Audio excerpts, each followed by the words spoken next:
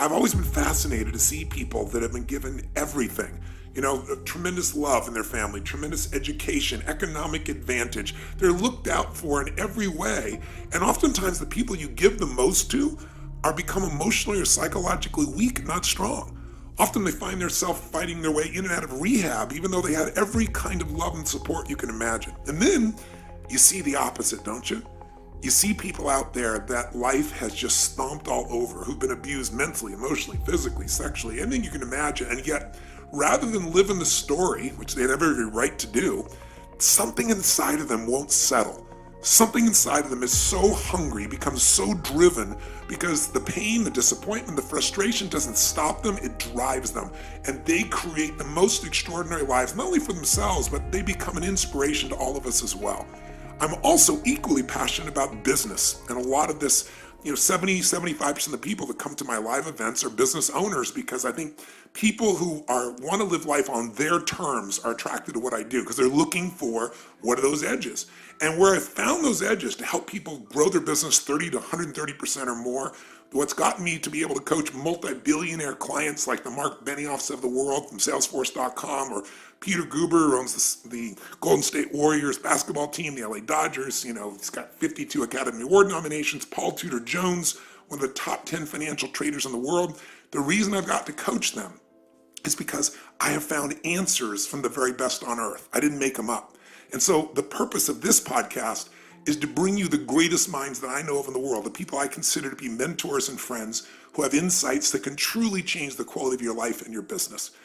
But let's start with, let's talk about who this is and why are we bringing this person out for our interview for the first part of this second season.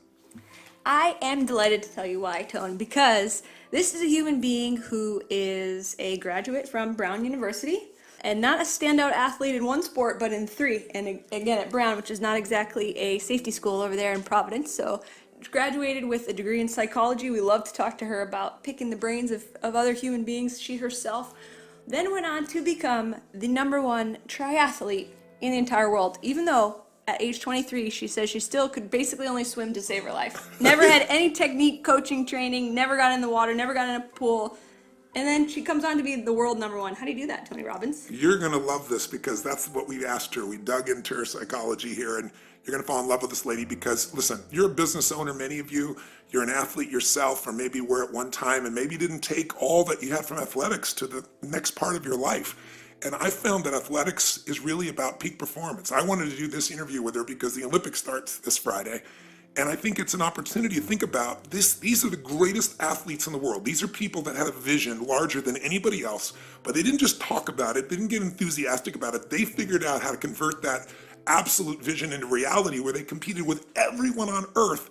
And now they're coming to this final competition. There's very little that could be more inspiring. But to hear this woman who couldn't even swim, barely keep her head above water, deciding, just making that decision, just like starting a business, just like saying I'm going to take my company public, or I'm going to make $1 million or 10 million or $1 billion. There was no reason that she should be able to feel certain she could do this. But she made the decision within herself, and then she went on the journey. And this interview, I think you're going to be very touched by. It's one that I don't care if you're a business owner, or if you're an employee for someone else, or you're a mom or a dad, or you're an aspiring athlete, or you just want to go to another level. It's a reminder that any of us can go from the worst to the best if we're willing to pay the price, and if we understand the fundamentals of how to coach ourselves and get quality coaching to get from where we are to where we want to be. And by the way, if you are a business owner, you're also going to be driven by this podcast, because we're going to dig into her psychology, not how she went from doing what seemed impossible to making it real, turning her vision into reality, but also she's now the world's greatest coach. I mean, if you want to become a triathlete and you have the money, the time, the energy, and the true commitment, the first thing you want to do is make a journey to Boulder, Colorado to see. To Boulder. That's right, to see if you can get Siri to take you on. So I'm going to ask her, how do you build a championship team, an Olympic championship team? How do you recruit people? How do you know if they're the right ones? How do you know when to let go of them? All the things you have to do in your business, or maybe even in your personal life as well at times. And how do you build sustainable success in anything?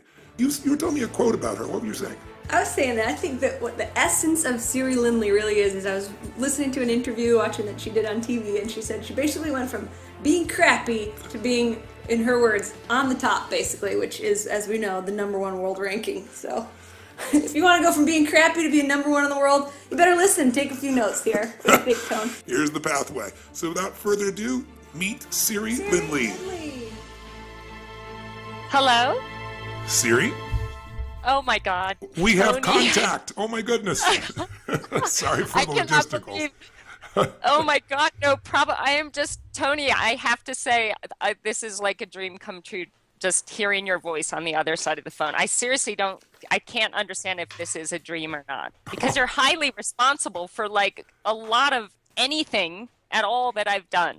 Oh, you So gotta be. thank That's compliment because I've been so excited to talk to you because your history is so unique, and my whole life is about finding people that just make decisions and then make the impossible happen. And you've done that in your life multiple times. So it's really a privilege to have you on the podcast, and I really appreciate you taking the time. Oh my God, it's such a great honor. So really, thank you so much. I mean, a lot of what I learned from you helped me to have the courage to make those decisions that I had to make. So really, thank you very, very much. Well, you're very kind. You give me more credit than I deserve as all your hard work. But No. let's jump into it right away here. I've kind of done an introduction in advance of you here to kind of save you some time, but let me just repeat it for those who might just be joining. You are a human being that has done things most human beings would think would be impossible. You go to Brown, you're a three-sport athlete. Give me the genesis of this decision, because a lot of our listeners are business owners, and they've got to make decisions where they can take what seems to be impossible and make it possible. It's the same metaphor. They've got to build teams. They've got to recruit people. They got to know who are the right people. They got to figure out how to inspire them and motivate them to follow through. They got to build a culture. You've done all that at the level called Olympics, at the level where the very best on the earth has done it, and you've done it competing against people. So I'd love to start, if we could, with a little bit of your journey. Yeah, I heard, and as I understand it, that at one stage, even though you're not a swimmer, you decided you're going to become number one in the world as a triathlete. Tell me how this comes about, and tell me the role that maybe coaching played along the way, because I know you had a pretty extraordinary coach. Yeah, well, in the beginning, so I had been a three-sport athlete, field hockey, ice hockey, and lacrosse at Brown University, and I loved it, and that was amazing. But there was something inside of me, I think, that I've always kind of doubted myself, and I've always been afraid and a little bit insecure. And I think part of my journey was that I needed to do something that was going to show me what I was capable of on my own without a team around me. Like as a team, you win a game and you know that you were a part of it, but you don't really know how much of an Yeah. input you had towards that win. And so when I learned about triathlon, I had a friend that was doing a triathlon and she asked me to come watch, and I had no clue what it was. And I showed up and I saw all these people of different ages and different sizes and different abilities. And I just thought it looked like the most incredible challenge. These people pushing them to the limits just to find out what they were capable of. So I started training for it, but I didn't know how to swim. The only swim I'd ever really done was swanning with my mom, which is like keeping your head out of the water, because she has this beautiful blonde hair and she didn't want to get it wet. And so she'd just like do breaststroke with her head out of the water. So when I got in the pool the first time and I had told my friend, look, I really want to do triathlon, she took one look at me and thought, oh God, this is going to be a big project. I didn't really tell anyone how far I wanted to go or what I was dreaming of. But as time went by and I had been training for a few months and I was a complete disaster basically in all three, I just knew, in my heart and in my gut that I had to do this and I had to take this as far as I could possibly go. And I told my mom that I wanted to be the best in the world. Which is crazy. She kind of laughed at me because she had seen me practicing. Um, so When your mom my doesn't first, believe in you, it's not very promising. exactly. So that was a little scary for me, but I thought, no, I'm still going to do it. And I flew out to Colorado. I'd been living in Massachusetts at the time, and I flew all the way out to Colorado because I wanted to do a race where no one knew me. And I did this race, and the first thing, they line you up and you have to kind of put yourself in the group of your same ability. But I had no idea about what swim times were or what 100 meters was. And so they asked me, what lane are you in? And I said, I don't know. I don't know. And I was getting all nervous, and all these people were lining up behind me. And they said, you've got to tell me, are you a 120 per 100, 130 per 100, 140? And I'm like, I don't know, just 120. And I got myself in this lane because I didn't understand what that meant. And it had, oh my God, it was like all these amazing swimmers with these like triangular backs, and they looked so fit. But I was such a dork at the time, and I still am, that I was so eager to have my best race that I just stood right up at the front of all these, gods with these triangular backs, and started the race in front of them and got absolutely pummeled on the swim. And it was just like, it was the scariest thing, but it was awesome because after about this swim was done in a pool, and so I was just getting pummeled every time they went by me. But the great thing was that when I was only halfway through my swim, they were all done. So I actually had the whole thing to myself. I was just so excited. My mom standing on the side of the pool with my spandex pants, which again, terrible mistake. I'm trying to get in my spandex pants and I'm all wet. So I get on my bike and I'm hammering away on this, heavy 100-pound bike, but loving it. And, but people are looking at me funny because I'm grunting and groaning and obviously don't know what I'm doing. And I get off on the run, and I was thinking, okay, I'm used to this. I run up and down a field in field hockey and lacrosse. I'm just going to do what I do out there. And I was just doing these flat out 100-meter sprints as hard as I could go, to the point that gagging and I'm huffing and puffing. And I covered the whole 5K like that, just these 100-meter sprints followed by a gag and didn't notice a thing. I crossed the line. I was just so thrilled. And my mom was there. She had packed up everything in the car, and she's like, okay, let's go. And I said, wait a second, the awards are at 1:00. Like, we can't leave now. And she looked at me like, oh my God. My daughter was like, of course I didn't get an award. I was literally, probably last place. And I got home that night. Well, actually, that day I was just on cloud 9. It was like the greatest challenge of my life, and I'd just been totally inside myself the whole entire race.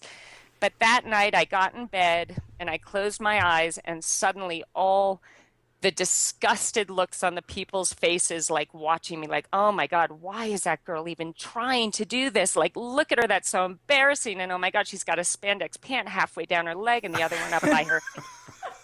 And all the faces that I didn't really pay attention to during the race, but suddenly they were all flooding back into my mind, and I just broke down in tears. I was so upset, and I went into my mom's bedroom and I woke her up and I'm bawling, and she said, I know, honey, it's okay. Like, there's so many things that you're good at. Don't worry about it. I have never wanted anything so bad in my life. Wow. And it was in that moment that I just, in stating it to her, I already knew in my heart.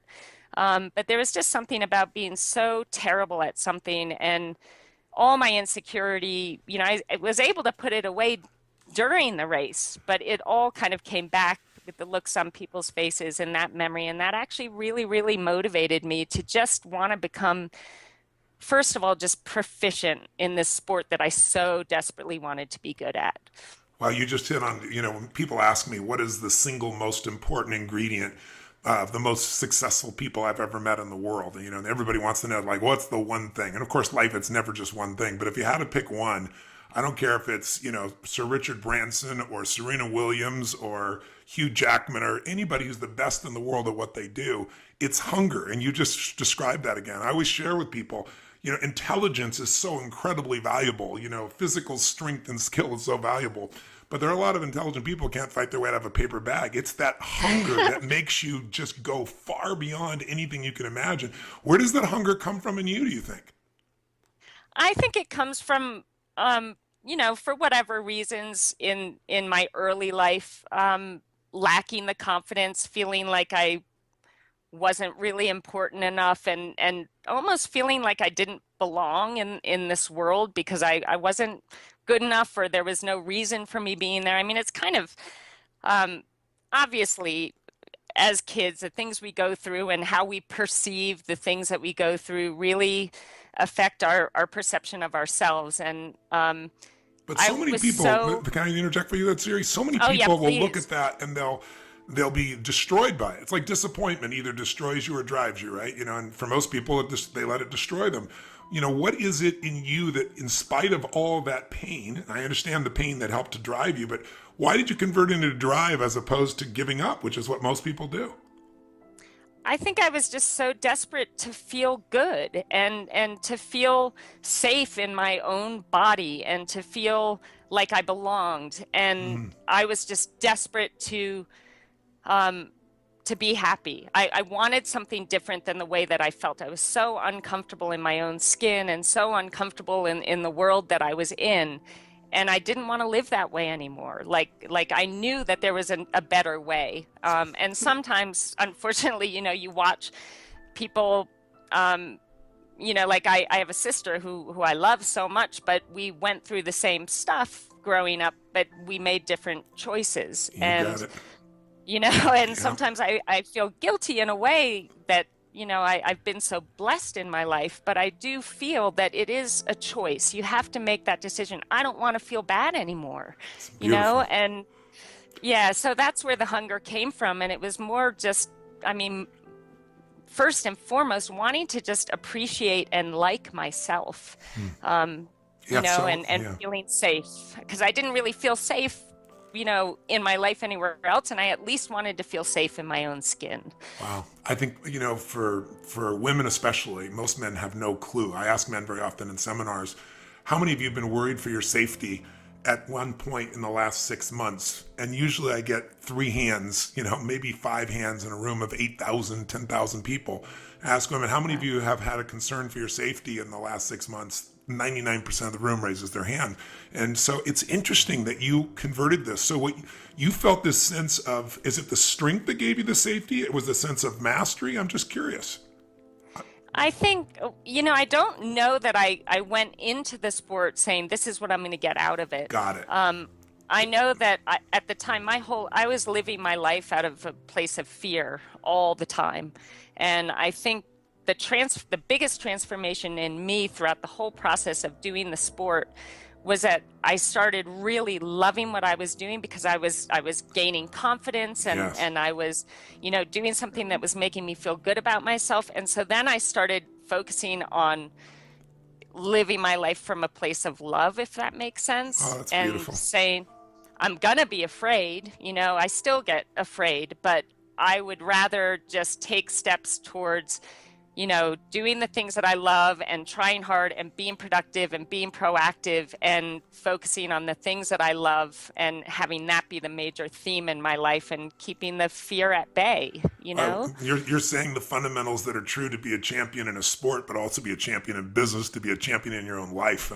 Facing fear and then finding a way to find your passion or what you love so it grows. But you didn't love it to start with. You just had the drive to start with. Tell me, if you would, I know you had a very special coach. Tell me the role the coach played. And did you ever think this is going to be impossible? You made this decisive decision, but tell me a little bit about what the road was like, the training road for this, because most people, I think, overestimate what they're going to do in a year, and they underestimate what they can do in a half a decade or a decade or a couple decades in life and in business. So, you got to put the time in. But tell me, how did you find your coach? How important was your coach? And where was your head at? And what role did the coach play? Because today, you're one of the best coaches in the world. For those that don't know it, if you want to become a triathlete and you have any intelligence and you ask around, you're going to be flying to Boulder, man or woman, to be trained here if you can. And you can hear by Siri's mindset and attitude, how much people love her. She's beloved in the community besides being respected. Some people are respected but not loved. You're respected and loved. And it's so obvious why, getting a chance to talk with you right now. But tell me a little bit about your coach. Yeah, Siri, I'm going to pop in here. It's Mary B. And Tony and I listened to a previous interview last night with you. And I was touched when you told someone else, you went from, quote, being crappy to, quote, on top, basically, that's another little glimpse into your humility. On top, basically, you didn't say it, but you were world number 1 2 years in a row. Being crappy to world number 1. What did Brett Sutton have to do with that? Well, okay, first of all, thank you so much. That's like the greatest compliment of my life, and I'm going to save that forever. You're so thank sweet. you. And I'm just so lucky that I just really love what I do, and it's such a privilege to be able to work with these amazing athletes. I think I want to mention, if you guys don't mind, my first coach was a huge part in kind of laying the groundwork. And then I'm going to get to Brett because, yeah, he was just Perfect. amazing and perfect for me. But my first coach, Yoli Cassis, this is when I decided I'm moving out to Colorado. It's the triathlon mecca. I was no good at this point in time, but I'm going to take every step to make this happen.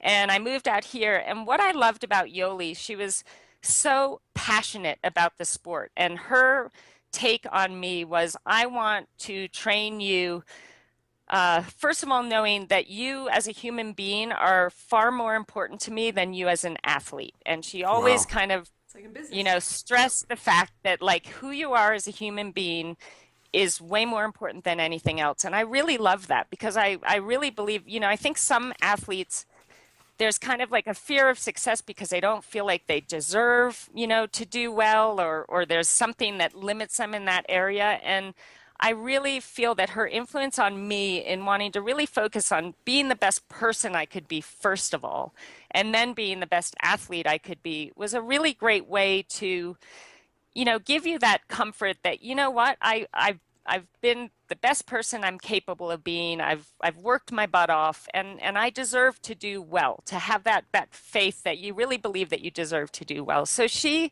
was just amazing. And when I went to train with Brett, oh wow. I mean, he's a special person in that he is just brilliant in getting into the mind of the athlete. And I'd been doing pretty well. I had a New Zealand coach, Jack Ralston, that I'd been working with for a couple of years, and I was trying to make the Olympic team in 2000. Everything was going great. I was coming in fourth place in pretty much every World Cup race that I was doing. And that was awesome and all, and it put me in a great position to qualify for the Olympic team, but it wasn't quite enough. So of course, in my heart and in my mind, I'm thinking I'm just not good enough to take that step onto the podium. And so I started, well, actually, I should tell you that the Olympic trials came along and I was the second ranked American, and everybody thought it was going to be a sure thing that I made the Olympic team. And I'd moved to Australia and lived like a monk for 6 months all by myself in an apartment. I was on this kick that I thought, I'm going to be my strongest if I know that I've done all of this on my own. There's no support You're one of us, team. Siri. You're one of us. You We know, were all like, holed up for 6 months before. it was so awful. I had my altitude 10. I was like watching Neighbors. I don't know if it's this horrible, or actually I shouldn't say that, this great show in Australia that was like, Yeah, you better watch yourself there. You just lost a country of fans. and I love Australia. But no, it was a show that entertained me every night, and I'd eat my dinner, I'd get in my altitude tent, and I would visualize the perfect race. Every single night, my goal was for 365 days, I was going to visualize the perfect race on the exact course that the Olympic trials were going to be on. And the problem with that, I mean, there's a lot of problems with this whole scenario. Number one, I'm someone who thrives on love, and I thrive on my family and my pets and all of that. And I don't know why I felt that all had to be put aside for me to prove how strong I was on my own. But I did that, and I felt like I needed to do that at the time.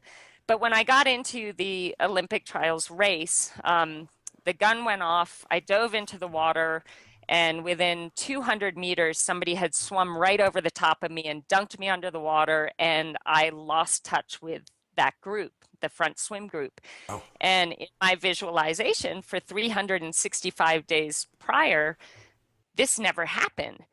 I literally choked. I mean, I was swimming as hard as I could and not even moving. Came out of the water near last. I got on the bike, which at the time I was feeling the strongest I'd ever been on the bike. I was just dropping further and further back. So as hard as I was going nowhere. And this was a really pivotal moment for me because, after the race, everyone's like, what happened? Are you sick? Did you have a flat tire? And I knew in this moment it was so important for me to be accountable to me and to acknowledge what really happened. And that was that I choked. I had made this race the be all end all for me. It was everything I ever dreamed of. You know, was just purely focused on me and making the team, and it was too much. And, you know, it just got the best of me and I froze, and that was my Olympics. I didn't qualify. Well, I qualified as an alternate, um, but I wanted so much more than that. But I think in acknowledging what happened, that really allowed me to move forward. Um, if I had tried to fool myself and make up an excuse as to why things went wrong, I think I just would have, I wouldn't have gotten any better. So I acknowledged that I choked. And at that point, another one of the athletes that I used to race against, Loretta Harrop, who's Australian and watches Neighbors, she felt really bad for me. I think she knew how badly I wanted it. And she wrote me a letter and said, look, if you come and train with my squad and my coach, I know he can turn things around for you and help you achieve what you deserve to achieve. And so I wrote him right away. I thought, wow, this is an incredible, honor to be invited. And I wrote him, and all I got back was, I'm, you need to get here in 1 week to Switzerland. I'm the boss. I'm going to think for you. And, I don't know, I should have it in front of me to read it. It was very powerful. It was very scary. And so I flew home to the United States and literally, packed my bags and moved out to Switzerland to train with Brett Sutton. And here's the incredible, like I'd been training, I thought I had been training hard, but it was nothing like when I got there. And I think what he wanted to do with me, and maybe I'll explain if you guys are willing to listen to like my first couple of days. Yes. If I make. Yeah, please. Because what you're describing is this idea that so many people have the delusion of it. I always say the difference between a wantrepreneur, entrepreneur versus an entrepreneur is they all think their ideas are what matter. They think that if I just visualize, that's enough. And you and I both know visualization is an important part of training, but that's not enough. I mean, if this visualization didn't come close, if you don't back up your affirmation with discipline, you're deluding yourself. And it sounds like this entered you into a whole other realm. And every business person I know usually gets into business with the purest heart, with a clear visualization, with a great dream to help and save the world, or, bring a product or service there and make a difference.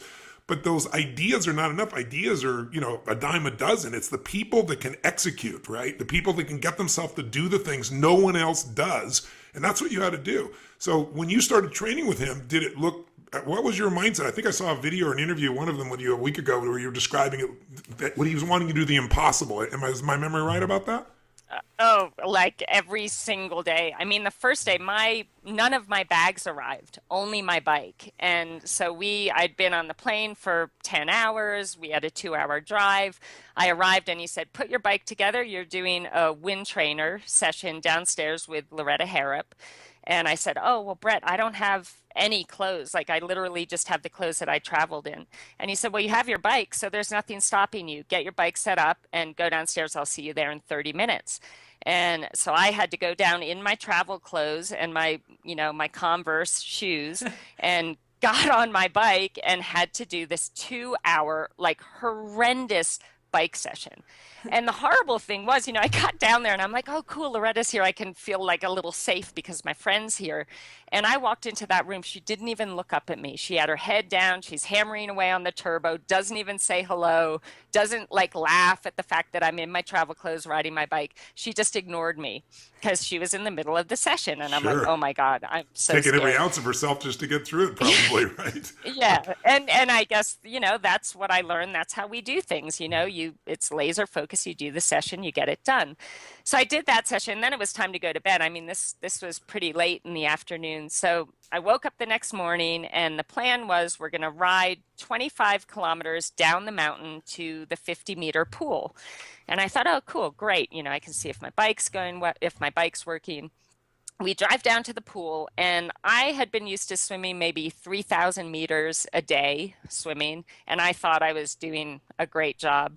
Well, we did 6.5K, so 6,500 meters that day. It Wow. was all hard. Everyone was faster than me. And I thought, oh my God, I'm going to die. But I was like, okay, I can have a nice breakfast after this. We're going to drive home and I can relax. And so we get out of the pool, I shower, I get changed, I come out and I turn to Loretta and I'm like, where's Brett and where's the van? And she said, oh no, we ride home. You know, this is our bikes are our transportation. We ride home. And I'm like, oh my God, up that mountain. And she said, yeah, don't worry about it. Go with Jane. She sucks. Go with Jane.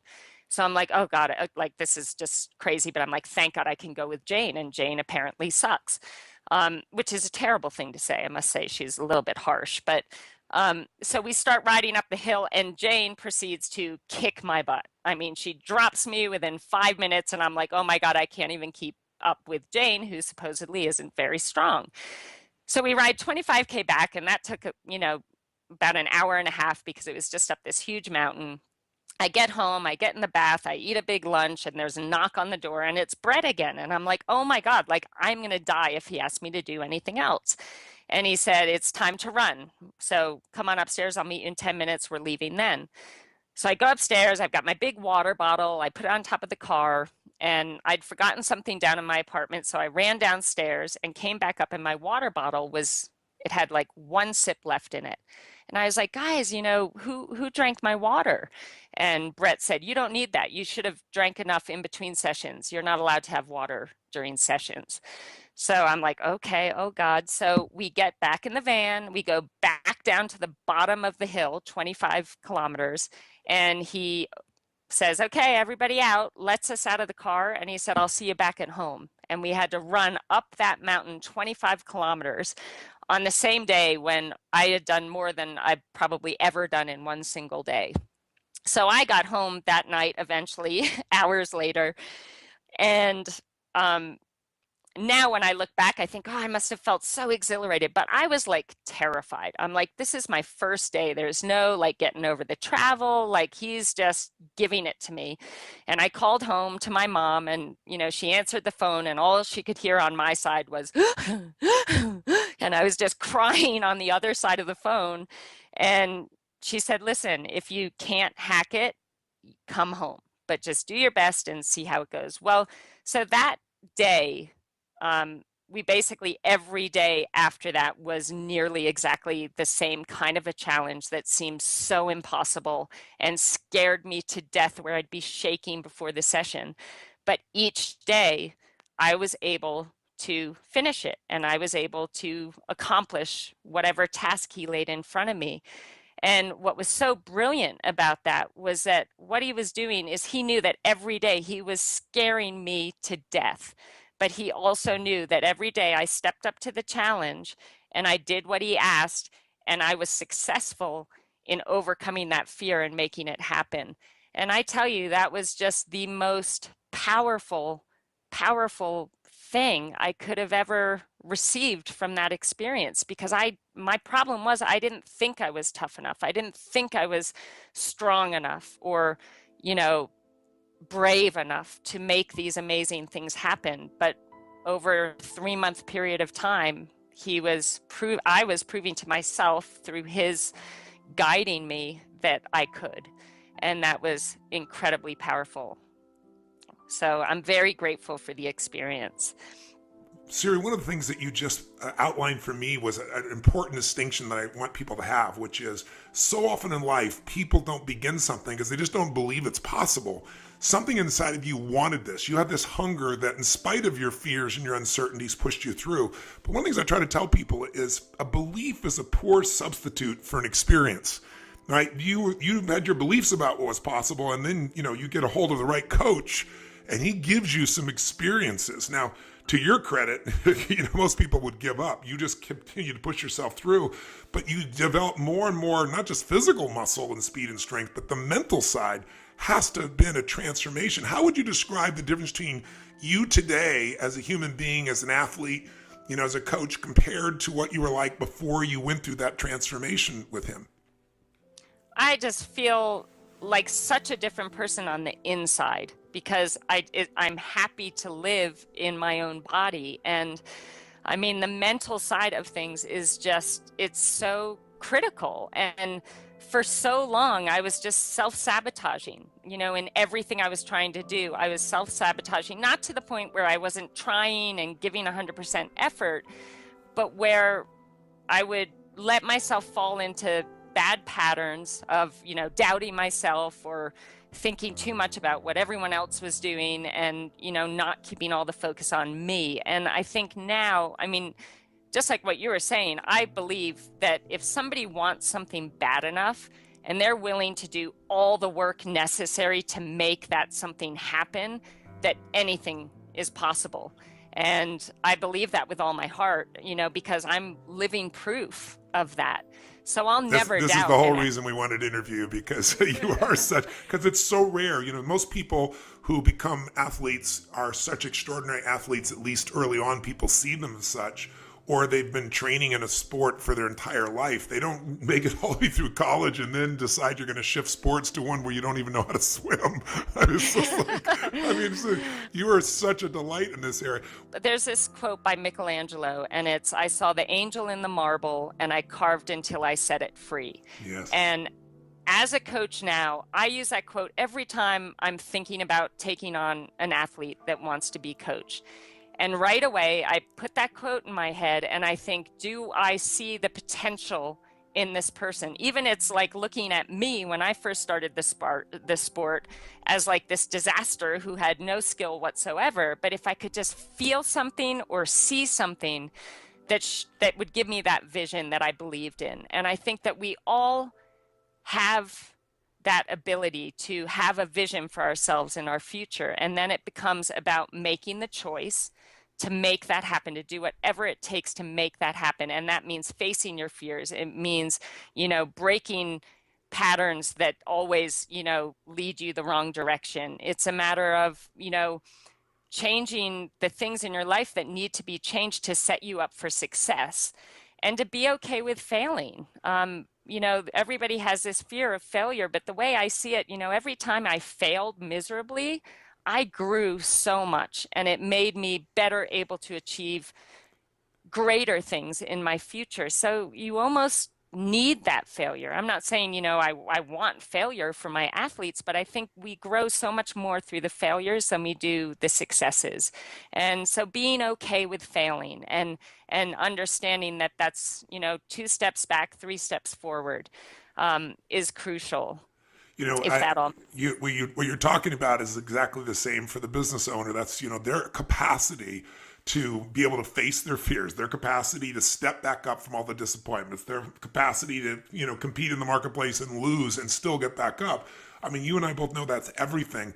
But I think so many people relate to athletics, but they don't relate it back to their own lives very often. They just look at you as this super extraordinary human being. But you're bringing up another question that I want the listeners who own businesses or are part of anything. One of the things we have to do is decide who we're going to spend time with. And in business, we got to decide who we're going to hire. And so, what do you think that he saw in you there back in Australia that was making him willing to bring you on, even though, quote, by your description, you're a disaster? He must have saw something else. And what is that thing? If you're looking for someone, you're going to decide you're going to commit to coach them. You're going to bring them into your company, so to speak. How do you know they're the right person? What criteria? What are you searching for? Well, you say you feel that spark. Tell us what that looks like. What do you think he saw in you? Have you ever asked him? And what are you looking for to make your choices about who you're going to bring into, your family, so to speak? Yeah, so I finally asked him actually after I retired. I said, "Brett, why in the world would you take on someone like me?" And he said, "Siri, I was watching you do a race in Australia. You were in probably 42nd place, and you're in the last 400 meters of the 10K run, and you were absolutely killing yourself trying to catch 41st place." Wow. He said, "I saw that and I thought, I want to coach that girl," because it's that hunger. And and I guess he felt, the fact that I was in 42nd, that I didn't just think, "Oh, my race is over. This stinks. I'm in 42nd place." But it was like, no, I can be better than 42nd. Yeah. I want to go for 41st. Yeah. And so it's that hunger, and it's that, that desire, I think, I tell my athletes when they go out to do the biggest race, of the year, like the Ironman World Championships in Kona, I say, all we want today is for you to go out there and try to be better than you were yesterday and to race your race and be the best that you can be in as many moments as possible. And if they do that, success is inevitable because you're not thinking about, oh my God, I'm halfway on the bike and I'm in, 20th place, my race is over. You're just in the moment. You're making the most out of every single moment. You're executing to the best of your ability. You're staying positive and enthusiastic, and you're just looking to have your best performance on that day. So as far as, taking on athletes, I think some of the crucial characteristics are having that hunger, having that passion, having a really solid work ethic, having respect for their teammates. And actually one of the most important things is having that appreciation for this amazing opportunity that they have to train at this level, to race at this level. The fact that we have, 2 arms and 2 legs and we're able to swim, bike, and run, having that appreciation for the everyday and all the things they're able to do every day. Because I think that's key. It's feeling like what we're doing is actually, it's a great privilege to be able to do this. I know what was my main motivator in races after I started training with Brett, and something that changed, how I went into races.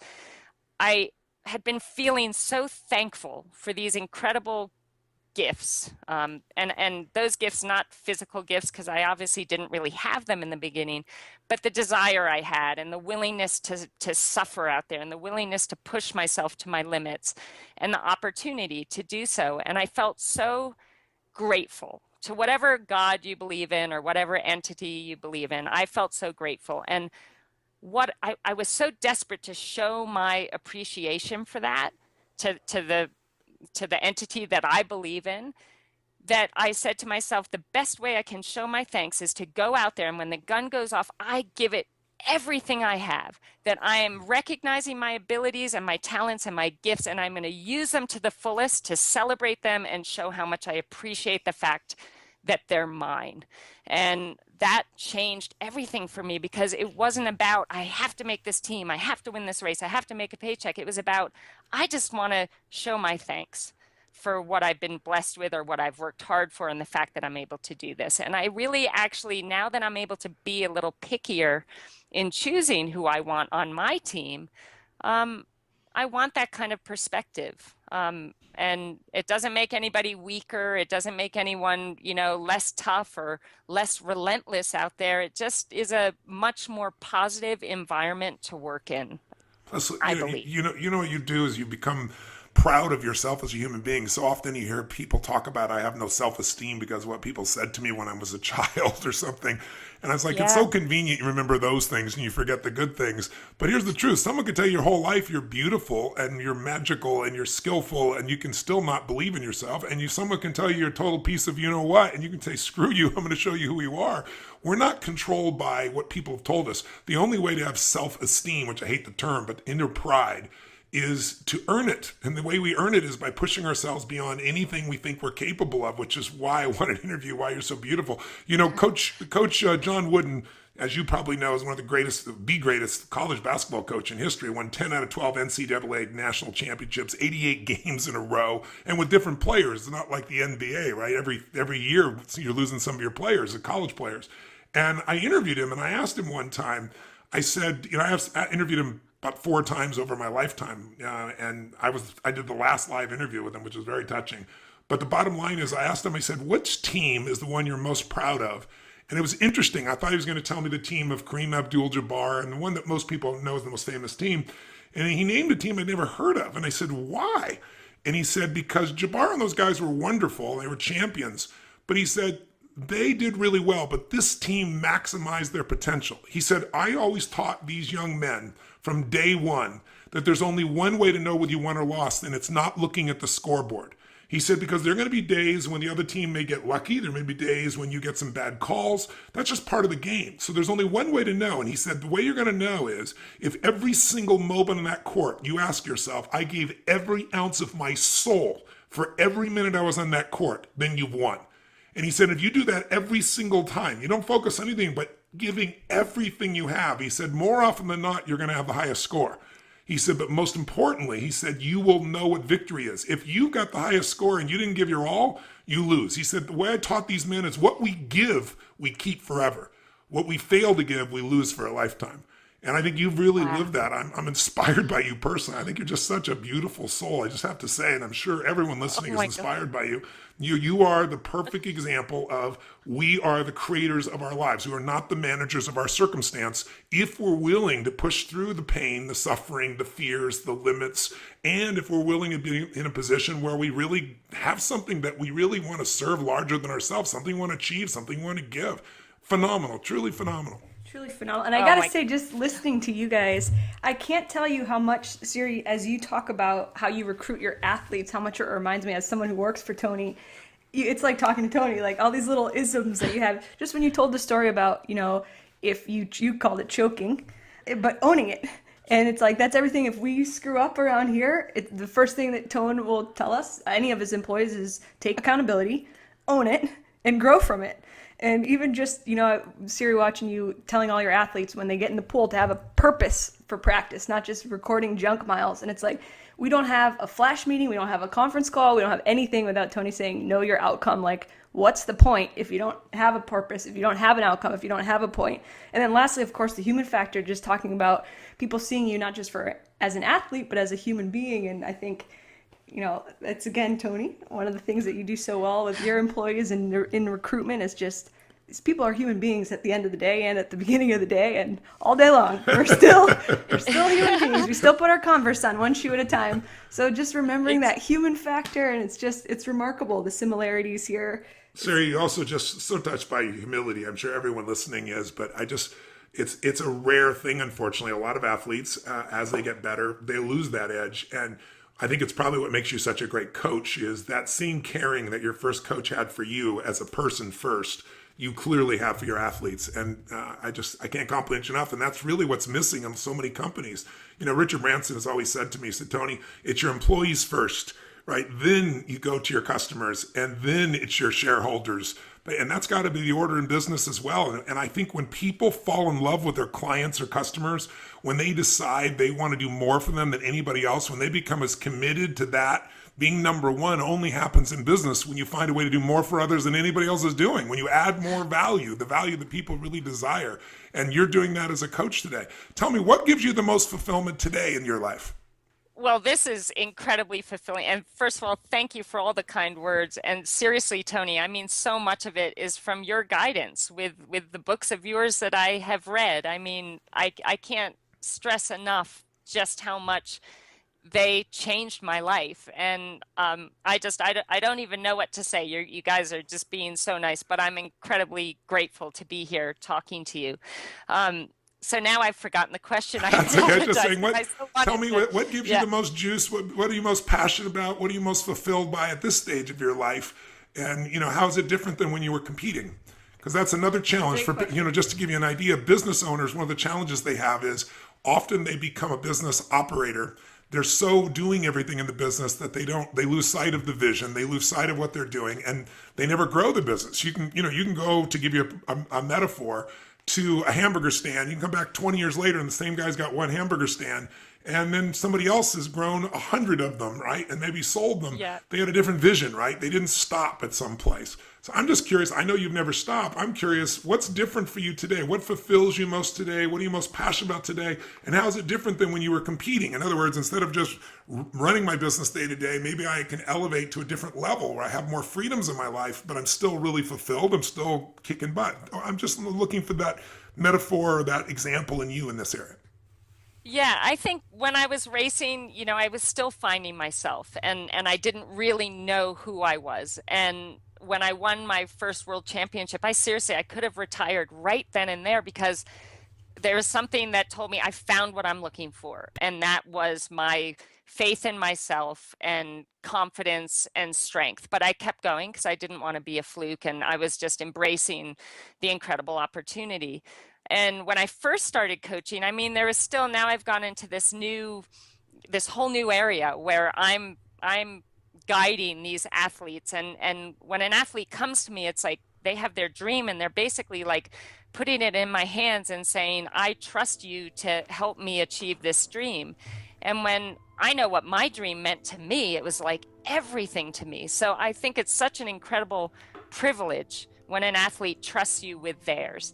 And so what continues to inspire me today, as it did 10 years ago or 11 years ago when I started coaching and as an athlete, was just wanting to be the best that I can be every single day, not just for me, but for these amazing athletes that have entrusted me with their dreams. And I feel, I'm asking them to perform at higher and higher levels every year because the level of our sport keeps getting better and better. And if I'm asking that of them, then I need to up my game each year too.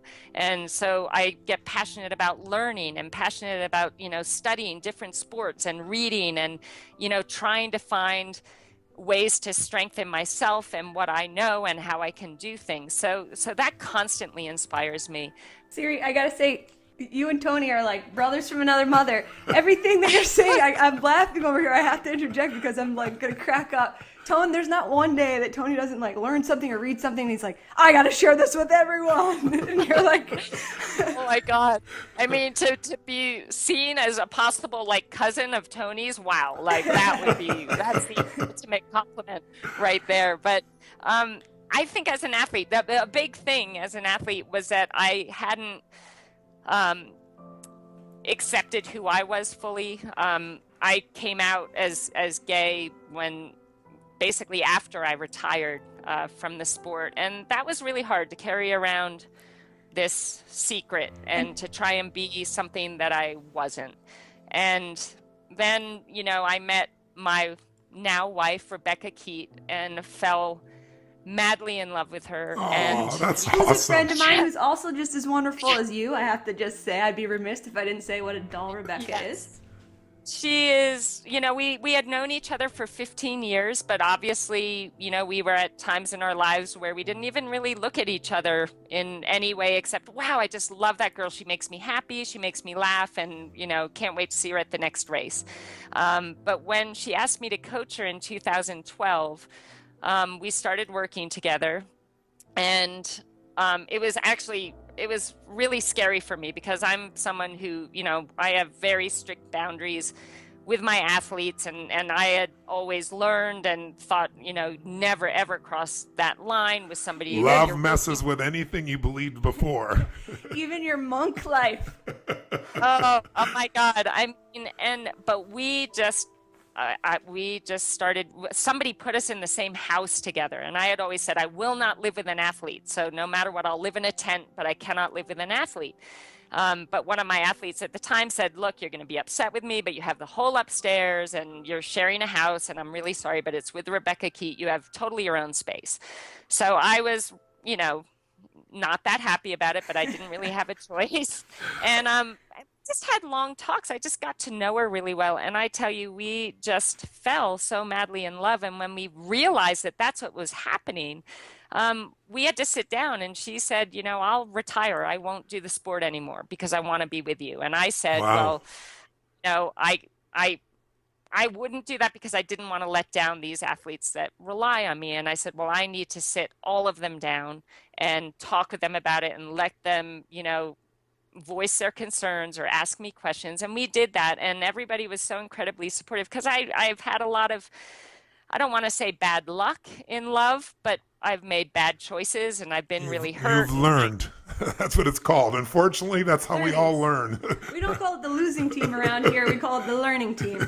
And that's my favorite thing. You're either winning or learning. So yes, I totally agree with you. And I really had kind of almost come to the point where I'm like, I love my life. I love my job. I love my animals. And I don't need to find anyone. But when you find a love, and this is a love that even a 4-year-old kid, I can remember thinking about, God, I don't know if I actually consciously thought these exact words, but it was like I wanted a love where I felt safe and I felt appreciated and somebody that made me happy. Um, and I just never had that. And I almost thought that it wasn't possible. But as Beck and I started spending more time together and falling in love, I thought to myself, you know what? This is something that I thought was just a fairy tale, and it's presented itself in my life. And not only do I need to just be so thankful and go, you know, full on and allow myself to love this person, but I want the world to know, because this is something that, you know, I thought was a fairy tale and is actually happening in my life, and I want people to know. And so when we got married, we sent out a tweet or a Facebook message, and you know, both of us were a little scared to lay this out there, but I tell you what, there was not one person that said anything negative, and they were all so supportive. And I think that when the people around you that care about you and appreciate you and know, you know, that you're doing your best in life, they just want you to be happy. Exactly right. And Love is love. love is love. Yeah. And she's the greatest thing that has ever happened to me and has brought me such a confidence inside, because I don't know how to explain it, but her love has made me stronger, and that's made me a better coach, and that's made me a better example for the athletes I do coach, and I'm so grateful for that. So another thing I'm just so excited about is being married, which I never thought I would be, and being Wow. able to share dreams and goals with someone who is so motivated and so passionate about life, and we share all the same, you know, dreams and loves. And so that's something I'm very grateful for. And I think it makes a point too. You know, I think sometimes people in business or people in sport, they think that it has to be all about work or all about the sport. And if they do anything else, you know, it's going to lessen their power in that area. I think I've found that the more I kind of take care of myself too, Yes. the better coach I am for my athletes. That the times when I have just been all just fully, it's all about them and I can wait, you know, I'm not going to take care of myself. They come first. I'm actually doing a better job now because I'm taking care of me, and I show up at work, you know, excited and creative and clear in my head. And I just feel it makes you better at whatever it is you're doing in your life if you really are taking care of yourself too. It leads to a confidence and just an inner power that really does get noticed with the people that you're working with. Okay, you couldn't have a better life story. First you figure out that you're the worst in the world at something you at least think. You then figure the journey and how to become the best. You then follow other people to become the best at what they do, and in the end, you get the love of your life. Get the girl. Get the I don't girl. know what to say if I wasn't crying my eyes out over here, Siri. Jeez. Oh my But not only God, do you I get do. the girl, more importantly, you get the understanding that that feeling of love, that feeling of joy, that feeling of being fully alive is a gift inside you to give to others, and you can't give to others what you don't already have inside. And you've been able to give other people the things in the sport side, and you've been such a love. It's so obvious just who you are as a person. And I'm sure that's a giant part of why you're able to coach people so effectively, because they feel so cared for by you that they'll find a better place, a deeper place inside themselves, because they feel you found it inside of them. But to have you have that also, to me, nothing on earth is more important than love. And I'm so grateful that our society has finally grown up a bit where they understand love is love in whatever form, and understand that that's not something the mind has a choice over. That's something that comes from inside the heart and soul of a human being. So good on you and good for you. And I'm so thrilled that you've got the love that you deserve. And I can only imagine how much of that love you then pour into your athletes and how they pour that into their sport and to themselves and into their families. I mean, it's a virtuous circle. You're extraordinary.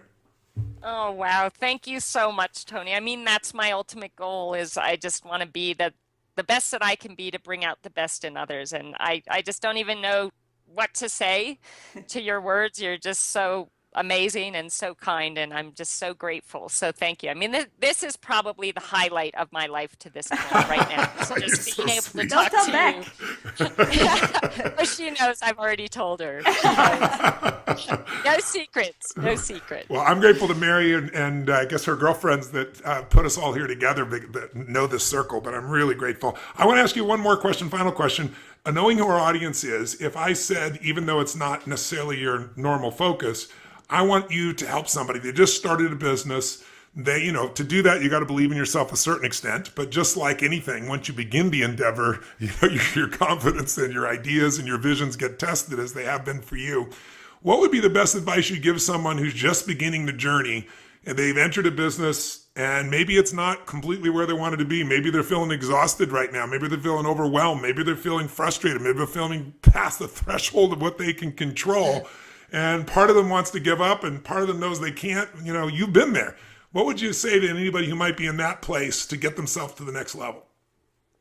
I would say, number one, be brave. Number two, which is so important, be relentless Be brave meaning do what you're afraid of, or give us your definition of being brave. Yeah, so be brave, even though you feel afraid or you feel uncertain, that uncertainty is a great catalyst to making things happen. So get comfortable with the uncertainty and be brave, knowing that if you're going to put in everything you have towards making this work, it will happen. But you need to be resilient. And you need to be relentless. Resilience means being able to accept when you get knocked down and pick yourself back up again right away and still have faith and keep believing that what you're doing is going to pay off. Because one thing I found in my life, it's been the biggest struggles and the hardest things that I've had to do that have led to the most incredible, if you want to call it, victories. And I've never actually had a great victory where everything went perfectly. So Me either. It's such an important point. That's so true. never. And so, Never. be resilient, get knocked down, but you get right back up again and be relentless in your pursuit of making this happen because it will happen. And I believe that the universe, on purpose kind of makes it harder for you to find out if you really have what it takes to follow through with what you want to be doing. So be brave, which also means believe in yourself, believe in your vision, be relentless, be resilient, and embrace the process. There's no greater gift, I think, than for me being able to look back at where I started. We were just talking about the other day, Tone, about how people, a secret to look at how far you've come, that gap of how far you've come, instead of the gap that I think people often look at. That's a good thing for our listeners maybe to catch on to. Mary and I were talking, bouncing ideas back and forth, how to get it across to people that a lot of people in life spend their life in so much stress and they don't feel fulfilled because the gap they focus on is the gap between where they are and where they want to be. And that's useful to look at, right? Because it can motivate us, it can drive us. But if you only live there, you don't have the same level of strength and inner resiliency because you can't build on failure. In the beginning, you're not good at things, right? If you're honest with yourself, Exactly. none of us were good in the beginning. And then what happens is gradually you can swap to a different gap and you can gap back. And what I tend to do is make sure that I look back and go, can you believe this is where we are now? And I gap backwards to where I started. And I go, my first speech, was the biggest disaster in the world. My first time trying to start a little company. My first time trying to do this, trying to figure out how, I could make, $1,000 being able to do something. And I just got $1 million to speak for 3 hours. It's like, there's a bit of a gap there. But if I got forward only, then I'm always feeling like I'm not where I should be. And that puts people where they're achieving, but they're not fulfilled. And I think what I have left this conversation with you, Siri, besides even more respect for you and even more love for you, is that you have figured out achievement and fulfillment. And I think that's the piece that business owners, athletes, average human beings have forgotten. Our society promotes to achieve, and we push so hard to achieve. And a lot of people get there and then they go, is this all there is? I can't tell you how many Academy Award nominees, how many billionaire businessmen, and they call me in to, quote, help them with some aspect of their business. And what I discover is I'm a Trojan horse. I'm going to give them what they want for their business, but what they need is to be fulfilled. They need to feel joy in life. They need to feel a sense of ecstasy and gratitude and a sense that their life has purpose and meaning. And what you've managed to do is not only achieve, but you've managed to also find that deep level of love and fulfillment and purpose And what I love about you is that you're helping your athletes, just like John Wooden did, to become better human beings. I mean, there is no greater gift any of us can do is to be a better human being, and then through our pain and our lessons to hopefully make it easier for others, show them a pathway that shortens the amount of time. Maybe we can help them compress decades into days or weeks or months or years as opposed to decades. And you're such a model of that. So I hope everyone listening here has been as touched by you as I've been. You're like my John Wooden, Siri. You're like, for all of our nieces and daughters and all the girls and women out there, former college athletes. Also, it's just so beautiful to hear. People always talk about, you play your heart out, you play the best 4 years of your life, and then you graduate, and that's it. Like, what are you going to do? Go play slow pitch somewhere in a league? Like, that's the end. And just to see what you've done with your life and the fulfillment that you found and how you found it, it's just such a lesson that I really do hope especially young girls and hear and take away from you, and it's so important. What I'm just so touched by and what you and Tony have alluded to are just how you both kind of don't believe in failure. Whenever I hear people ask Tony, what do you consider your greatest failure? He says, again, from a place of humility, it's not that I don't have any failures, it's that I don't see them as failures because it's just an opportunity to grow. And I hear you, and your language is just so similar to that. I know, so you come out of Brown, ice hockey, field hockey, and lacrosse. It sounds like lacrosse was your love. You try out for Team USA lacrosse and don't make the final cut, which as an athlete, like just reading like that, not making a cut, especially as athletes, is just, I can't even read the words without getting that pit in my stomach, like, the don't make the cut pit in your gut. It's just like, we've all been there. And it's just heartbreaking. So first, how do you rebound from that? Just like a business owner having to rebound from 2008, how do you rebound from that? That was devastating because it really was this great love of mine. I loved the sport of lacrosse and I was passionate about it. And my dream at that point in time was to make the USA team, but I didn't make the cut.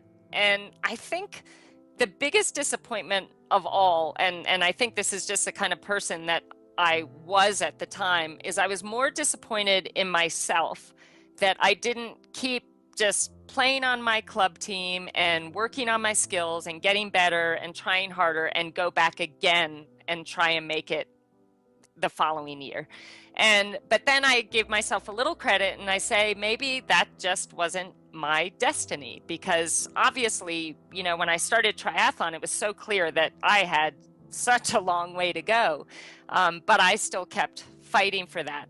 Was that the fact that I didn't try and I was disappointed in myself for not trying again in lacrosse? Or was it that I was now ready because this is the path that I was really meant to have this journey on? So yeah, it was devastating. But I think the fact that I knew, there's nothing worse than starting something and not finishing, like you have a race and you quit. And those are, I think, the hardest things to rebound from because you let yourself down. But that's also a huge motivator. So when that does happen to you, and it happens to all of us quit in something at some point or fail along the way. And like you said, Mary and Tony, I know you believe this, we learn so much from those so-called failures that they really shouldn't be called failures.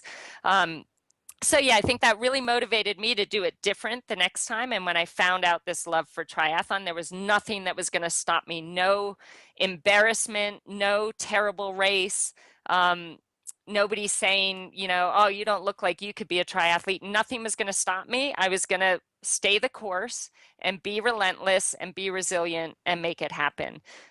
So again, I think that not making the team was one of the best things that could have ever happened to me. You're a better woman than I, Siri, because I tried out for the USA baseball team, made a bunch of cuts, didn't make the final cut, and my way out was, at the time I was writing a story for ESPN about it, so I kind of rationalized, like, after crying my eyes out of like, I didn't make the final cut. Then I was like, fine, I'm just going to be a journalist, which led me to you, Tony. So there. Grateful. Yeah. I'm grateful for that path. You find the right path. You find the path that you're meant to be on, Absolutely. one way or another. Oh my God, and you're doing amazing things now. So that was like meant to be. And look at the amazing stuff you're doing now. So yeah, you put me to shame in a lot of ways, trust me. I just wanted to ask you about your Polo Sport Ralph Lauren sponsorship that came, as we look at kind of the arc of your life from this standout college athlete, and then you move to Worcester, Mass, which I have been to, and I'll tell you what, it's not the most scenic place in Massachusetts, the state that I love, but you move to Worcester, Mass to work at the YMCA, and then down the road you're getting this sponsorship opportunity from Ralph Lauren. So you just, again, like the arc of that, the heroic kind of build up to where you are, but still, even that had its challenges, and maybe you could speak to that a little bit. Absolutely. Well, I had moved to Worcester. I actually had been coaching field hockey and lacrosse for a year at Princeton University and then a year at Lehigh University. And my move to Worcester was actually because I had a lot of friends that were gay that lived in Worcester. And it was the only place where I felt kind of safe and felt like I had a little bit of a community of people that I could be me and just like talk freely about who I was. So I got this actually amazing job at the YMCA. And with that came a lot of really down to earth, amazing people that supported me and supported my dream of doing triathlon. So that all was just a brilliant gift. When I hadn't quite made it yet, I had turned professional in 1996. I didn't feel I was ready to turn pro, but one of my greatest heroes in the sport, Karen Smyers, who's a multiple world champion, said, Siri, you're ready. Just don't be afraid. Do it.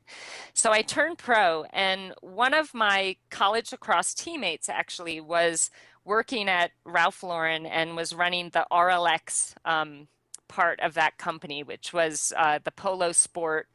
And they were putting together like a mountain bike team and a triathlon team. Actually, her idea was a triathlon team because she knew I was doing triathlon. And she said, Siri, I'm going to really try and put this together and make this happen. It ended up being this unbelievable deal. You know, our sport has very little money in it. You know, you can't really make a rich living in this sport. And that's, you know, the people that are doing it because they find it so incredibly challenging and they love it so much that it doesn't really matter what they can make from it. It's more about what the sport does for them on the inside.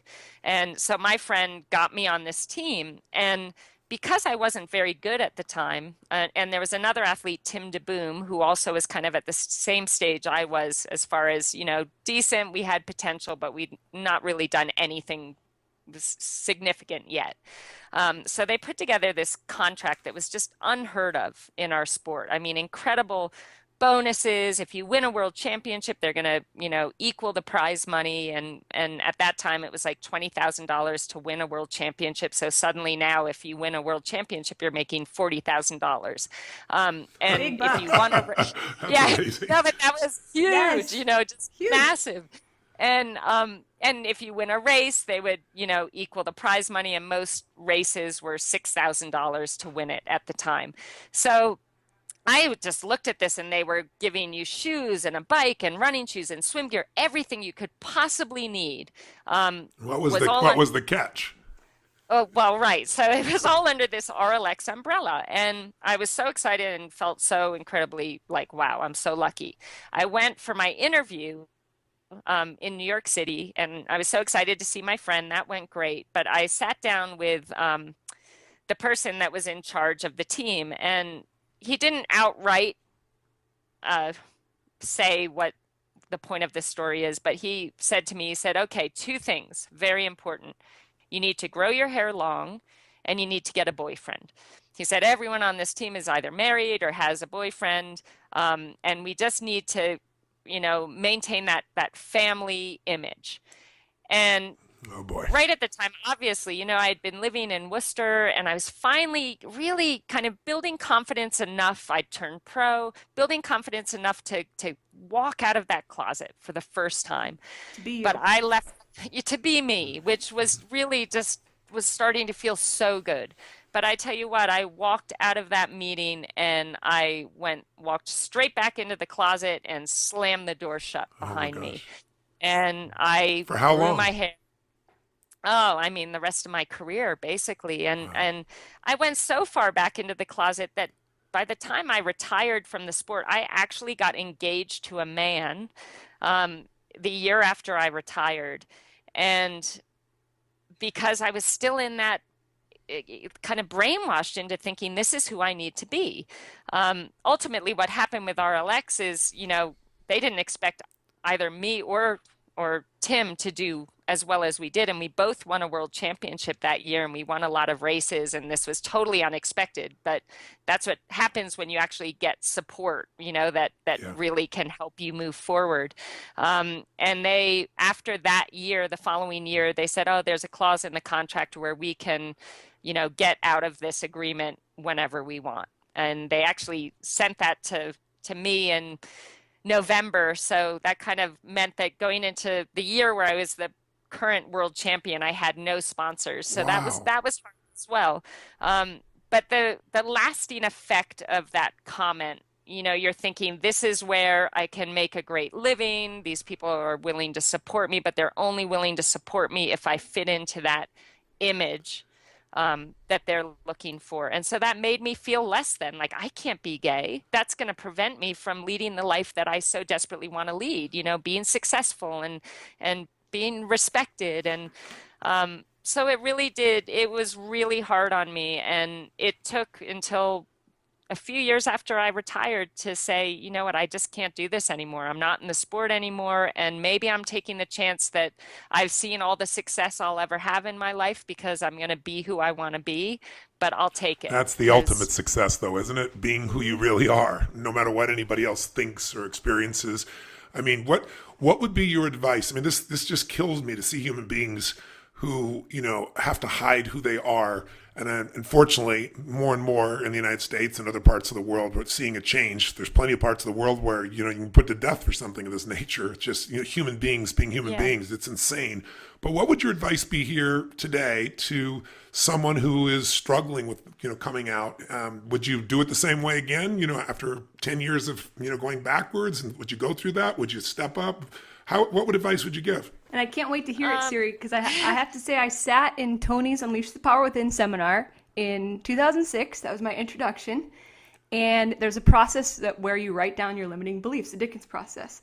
And Tony kind of tells a story of his previous limiting beliefs of, everyone, the generalized limiting beliefs of humanity. Either I'm too young or I'm too old or I don't have enough money or I don't have the resources and for me, I was sitting in there and you write it down in your notebook and then you share with the person next to you. And I remember thinking, like, my biggest limiting belief, or one of them, is like, I'm gay. Like I can't be like this to either my family or my future employers or like and then I was like, I can't even write this in my notebook because after I write it down, I'm gonna have to share with the guy next to me, and I don't even know if I am really ready to like have this be a conversation. And I think it's wow. just like when you have that struggle of like, I don't even know who I am. Like it feels like it doesn't feel so esoteric to say I don't know who I am when you're like, when you're so strong-willed, and I am too, that there's a part of me Yes, that's you like, are, screw Mary it, B. I'll just marry whoever they want me to. Like, it's not Yeah. even in a lay down or like a concession, but it's just like, well, if it's the achievement. It's like, if this is what's going to help me achieve this, then sometimes I think we just kind of go blind, and it's like, yeah, just you force it one way or whatever. I don't know, Siri. What would you say? Yeah. Well, you're so right. And in a sense, we're rejecting ourselves in that moment and pretending to be something that we're not. But I would totally do it differently now. But I think that it was so important that I did go through that because I think it's my duty now that I am where I am to share that with people that are willing to listen. And I think that my story can hopefully help other people feel a lot more confident in being who they are. Because one thing I found, and you can even see it in like amazing people, Ellen DeGeneres is someone that I just look up to. And Yeah, once we she love her came Love too. out, Ellen. Yeah, we love Ellen. ah, Friend of the She's a show. oh my dear gosh. friend. No, stop it. Oh my God. Well, she's just like my most favorite celebrity in the world. But to see her, she went through that. She came out, she lost her TV show, went through kind of, I imagine, a tough time. But look at her now, and I feel that when we accept ourselves for who we are, and when we decide, you know what? I'm going to celebrate who I am and be who I am and not let anyone tell me that they don't agree with it. I feel like at that point, when you're willing to give yourself that kind of credit and have the courage to be you, that you can achieve so much more. And so in my being able to share this story, I feel like I kind of like, yeah, I achieved some great things, thank God, in the sport, and I worked hard for those. But I feel like your possibilities in your life and what you're capable of achieving become so much greater when you are free and you can be you and you can be authentic and you can, really give all of yourself to the people you choose to have around you and the people that you are, sharing life with. So I think so maybe I wouldn't change the way I went through it, but but I like being able to, I'm writing, actually my book is coming out in September, and one of the things I really wanted to put in that is that how we were in our past doesn't have to be our story forever. Like, you may be in a place that you're not proud of. I wasn't proud of the fact that I was completely in the closet and literally brainwashed myself to actually get engaged to be married to a man when I knew I was gay. But,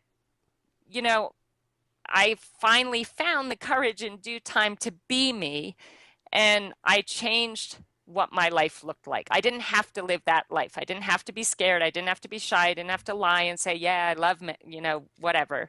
By being me, I felt like I suddenly had way more ability to achieve the things I really dreamed of than I. Doesn't it really free up energy inside you that now can be redeployed? The energy that's constantly monitoring to try and make yourself safe or make yourself be in the right place. My experience is, doesn't it unleash that energy for other things? It completely unleashed the power within me. Like, seriously, honestly, it takes, and for me, I'm generally a pretty anxious person, or at least I really used to be. And yeah, having to hide and having to think about what you're saying to this person and how you talk to that person, it's exhausting. And when you finally free yourself of those chains, it's like, wow, I just feel like completely revived and rejuvenated, and like I can achieve so much more. And you just have to stop caring about the critics and say, you know what, like, it doesn't matter. I want to be me. I want to be happy. I want to be healthy. I want to be able to be everything that I dream of being. And you can't do that if you're hiding from yourself. Yeah, it's so true. So many times people say to me, I just don't know how to love myself. I know I need to, but I can't. I always tell people it's hard to love yourself when you're not being yourself. And I think most of us have adapted. It isn't just someone who's living in a culture that doesn't accept you for something like your sexual preferences. People from every walk of life have. To me, that's one of the most extremes and unjust. But people have it based on color of skin. People have it based on whether they have money or not. There's so many things that human beings do, and our brains are trying to do that impossible task, which is make everybody like us, everybody agree with us, everybody support us, everybody love us. And it's just an impossible task. The only thing that matters is the people that you love, the people that, that are closest to you. They know who you are, as you said, and those are the ones that matter. But we have to pull that together. And sometimes there aren't many of those. Sometimes it's you and God, until you start to find the right friend. But they're out there. And I'm hoping that talking about this might stimulate some people to think about, what part of my life am I hiding from myself? What real desire or hunger, or, where am I conflicted? And, conflict is not a bad thing. The difference between the water and the wind is how you get waves. It's a beautiful thing. And that's what makes life feel alive. But if you don't confront it, if you don't uncover what it is that you're afraid of, or what it is you think you have to be, and find the truth that you're enough as you are, that doesn't mean you stay where you are. You might want to improve, grow, expand, transform, help others. But we all have, if we can't have that fundamental sense of appreciation of ourselves, it's really hard to truly consistently appreciate others. And so it affects every relationship we have, but most importantly, it affects our experience of life. So I hope those listening, if someone's in that dynamic of in the closet, I hope that you'll be one more example like Ellen, of somebody who was at the top of her game, was fearful. And in Ellen's case, she actually took the hit. She didn't want to, but she took the hit. But look where she is today, stronger than she's ever been. And she's free inside of herself as much as she is in the outside world. And that's why she's I see her such an incredible soul role model. Mary calls her lesbian Jesus, she says. Oh, yes. Amen to that. I've taken that. Because she took all the pain for everybody and then made it cool to be a lesbian. Or, it's pretty amazing. Yes, absolutely. Tony had a meeting with Ellen and Portia And I had, of course, in our preparation, like we always do, hours and hours, just like for this podcast, we're doing our preparation. I was like, Tony, she's like lesbian Jesus, like this is all we've got. And so, unbeknownst to me, let Ellen know that that's what I call her. And so when I did have my moment, my 5 seconds with Ellen DeGeneres, she said, "Bless you, my child. I hear I'm lesbian Jesus." It was Mary's birthday, and she got a picture on her birthday with lesbian Jesus. She was very happy. Oh my God, that's the best birthday present ever. Wow. I love it. So thank you for the gift of your example and the gift of all you pushed yourself through and all the hard work and all the pain and all the joy that you've brought to so many people watching your victories and watching you grow. And I'm really glad that we have a ticket to your life where we got a little insight today. It's really touched us and inspired us. Oh, well, thank you so much. It was such an honor, and thank you for your continual inspiration and leadership. I mean, you've changed a lot of lives, and I'm one of those lives, so I really am thankful. Tony and Mary, it's so awesome to meet you, and I really hope that I can hopefully inspire some people out there. That would really make me happy.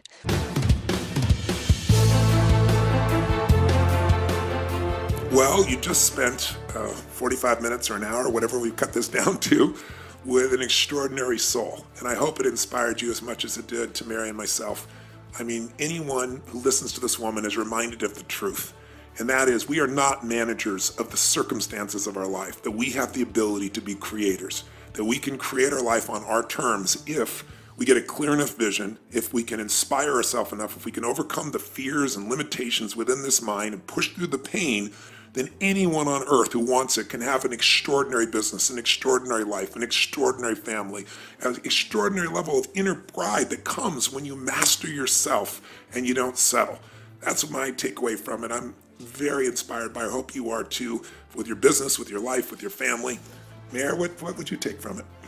Well, Ton, first of all, since we're on the road so much, I'm not going to cop out anymore when I don't pack my sneakers at the hotel room, and I can't even make it down to the little hotel room gym to like lift 5 pounds.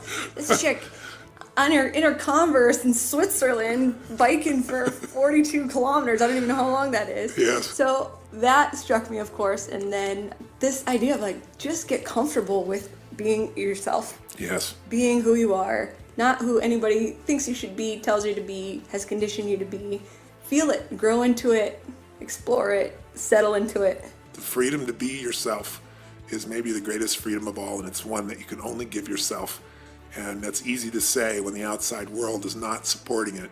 But one of the great gifts in life was my original teacher, Jim Rohn, said to me at one point when it felt like nothing was working and no one was responding to me, and I had all these reasons why it wasn't coming together. And he just looked at me and he said, "Tony, if you will continue to love, if you will continue to grow, if you will continue to give, your gifts will make room for you." And we all have gifts. And it's beautiful to see this woman's gifts. And I hope her gifts have inspired you to reclaim more of them today, every day, and to create the life that you deserve. God bless. We'll look forward to seeing you at the next episode of the podcast. Till then, live strong and live with passion. Are you ready to create real, lasting change in your life? Whether you're looking to make a massive breakthrough in your business, your relationship, your career, your health, or anything else in your personal life, Unleash the Power Within can help you unlock and unleash the forces inside of you and let you create the quality of life you desire and deserve. Learn more about UPW and how you can surpass your own limitations to achieve every goal you've ever wanted by visiting www.tonyrobbins.com/unleashed. Carrie Song is our executive producer. Strategy and distribution by Anna Yorg and Tyler Culbertson. Jamie Carvajal and Adriel De La Torre are our digital editors. Copyright Robbins Research International.